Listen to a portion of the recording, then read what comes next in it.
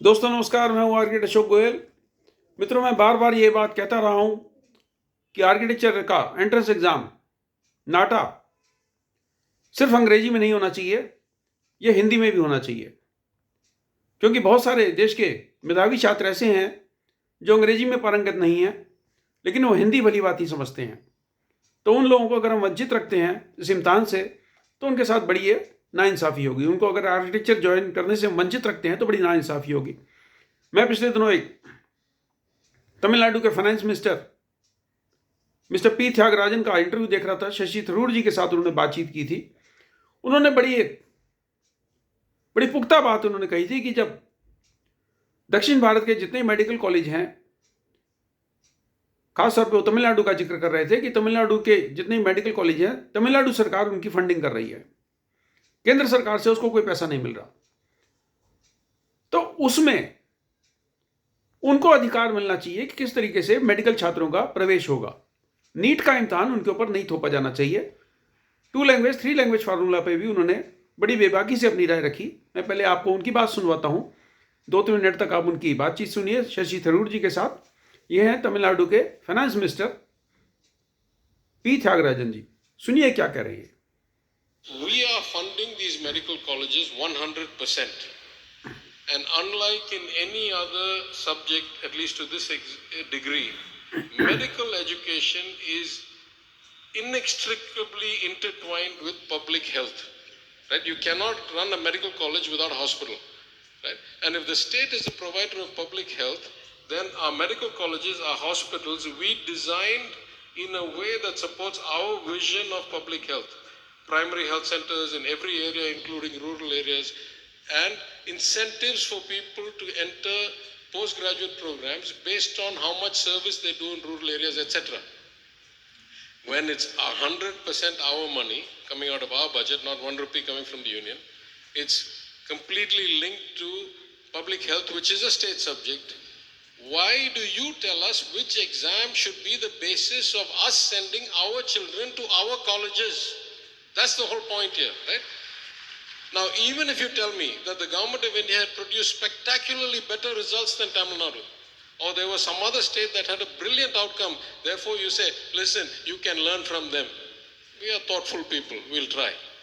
When I am the leader in the country, why should the 5th ranked student come and tell me how I should do my studies? Makes no sense at all, right? So that's the reason we oppose NEET. Say, who are you to tell us how we should run our money, our health, our children? We know how to do it. We have shown spectacular outcomes. The Indian doctor diaspora around the world is testament to what the Tamil Nadu medical education system has achieved. Why should we listen to you? Fair enough. I think we've covered a lot of ground there. And some pretty tough issues have come up.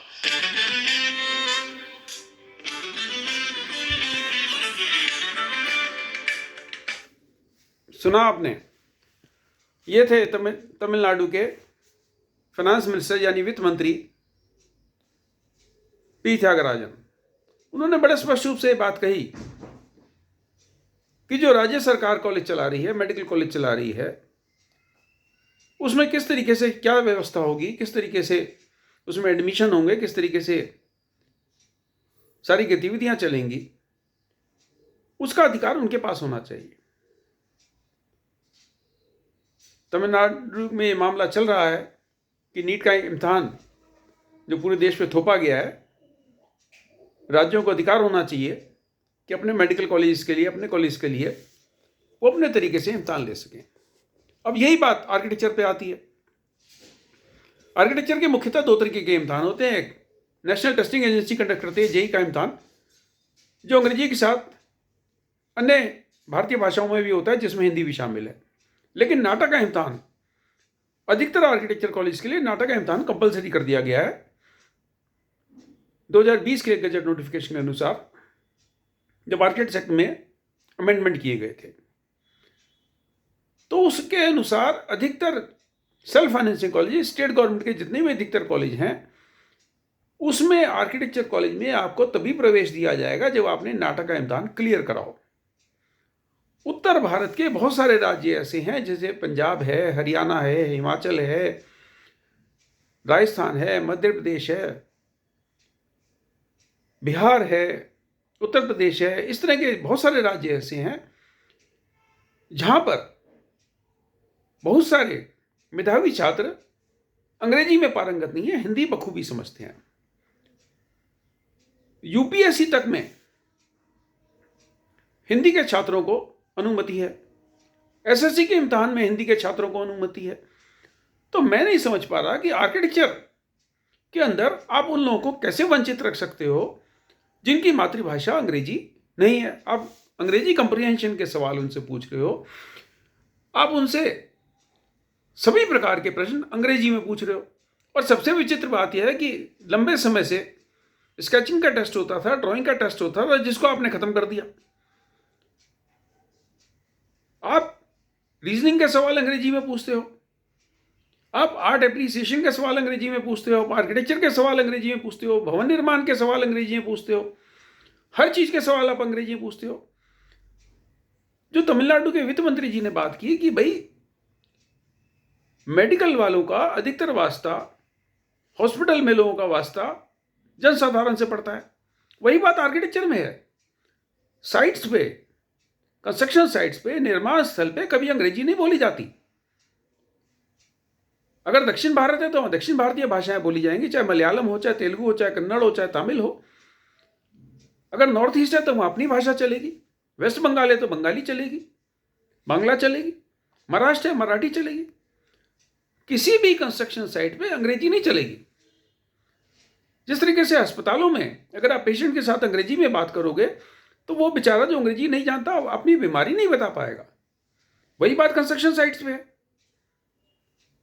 तो आप ऐसे लोगों को architecture में प्रवेश लेने से वंचित कर रहे हो जिन्होंने अंग्रेजी उस स्तर पे नहीं पढ़ी जिस स्तर पे वो अंग्रेजी में इम्तिहान दे सकें। वो अंग्रेजी समझते हैं, लेकिन अंग्रेजी में बनाए गए पर्चों का, अंग्रेजी में बनाए गए एग्जामिनेशन पेपर्स को हल करना उनके लिए संभव नहीं है। मुझे ध्यान है जब मेरे पुत्र छोटे थे, दोनों आज आर्किटेक्ट्स हैं, दोनों ने मास्टर्स किया हुआ है, तो अंग्रेजी में दिए गए सवाल, गणित के सवाल में उनको कठिनाई आती थी, उनको परसेंटेज समझने में कठिनाई आती थी। मैं उनको इस तरीके से समझाता था कि लड्डू के 2 टुकड़े कर दिए, एक टुकड़ा तूने रख लिया, दूसरा टुकड़ा तूने अपने भाई को दे दिया, तो ये 50% उसके पास चला गया, यानी 50% उसके पास चला गया, तो ये 50% है। तो ये उदाहरण उसको, बच्चे को बड़ी आसानी से समझ में आ जाता था, क्योंकि हम घर में हिंदी बोलते हैं। भले ही वो अंग्रेजी माध्यम स्कूलों में पढ़ रहे हैं, लेकिन उसके बावजूद भी जो भाषा की कुशलता है वो उनकी अंग्रेजी नहीं है। ये दोनों पुत्र आज मास्टर्स करने के बाद आर्किटेक्चर कॉलेज में पढ़ा रहे हैं, अंग्रेजी में ही पढ़ा रहे हैं। मैंने 11वीं तक अंग्रेजी पढ़ी है, 8वीं तक हिंदी पढ़ी है, और हिंदी और अंग्रेजी की 2 दर्जन से ज्यादा किताबें लिख चुका हूं। पीछे मेरी किताब रखी हुई है डिजाइन के सिद्धांत, इसको इसी साल पुरस्कार मिला है all India council of technical education से, यानी हिंदी में AICTE तकनीकी पुस्तकों को प्रोत्साहन देने के लिए पुरस्कृत करती है। ये पीछे एक और वास्तुकला पे किताब आप देख रहे हैं, बी प्लानिंग एंट्रेंस गाइड हमारी हिंदी में देख रहे हैं। मेरी 2 दर्जन से ज्यादा किताबें अंग्रेजी में हैं। लेकिन अगर हमारे जमाने में भी आर्किटेक्चर एंट्रेंस के एग्जाम में ज्यादा वेटेज इंग्लिश कंप्रीहेंशन की होती तो आज बड़ी कठिनाई होती, संभवतः मैं आर्किटेक्चर भी नहीं ज्वाइन कर पाता। हमारा 100 नंबर का इम्तिहान होता था, जिसमें 40 नंबर स्केचिंग के थे,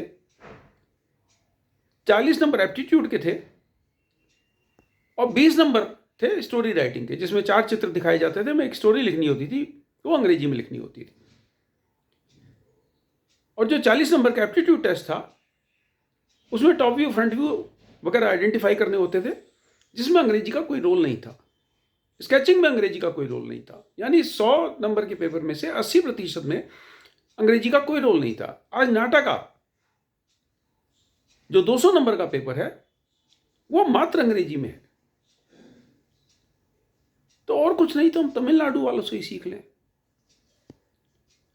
हम हिंदी के छात्रों को वंचित कर रहे हैं आर्किटेक्चर ज्वाइन करने से। जब आर्किटेक्चर कॉलेज में सीटें खाली जा रही हैं, तो मेरा काउंसिल ऑफ आर्किटेक्चर के विद्वानों से नम्र निवेदन है, नीति निर्धारकों से नम्र निवेदन है कि इस मामले पर पुनर्विचार करें। अब ये नाटक का इम्तहान नहीं हुआ और आज ऐसे ऐसे सॉफ्टवेयर बने हुए हैं कि किसी भी अंग्रेजी में लिखे हुए किसी भी सब्जेक्ट को, किसी भी पैराग्राफ को, किसी भी वाक्य को, किसी भी किताब को आप सरलता से ट्रांसलेट कर सकते हो किसी भी भारतीय भाषाओं में, चाहे वो हिंदी हो, चाहे वो तमिल हो, चाहे गुजराती हो, चाहे मराठी हो। तो नाटक का इम्तहान अंग्रेजी के साथ साथ अन्य भारतीय भाषाओं में चाहिए। शुभकामनाएं, नमस्कार।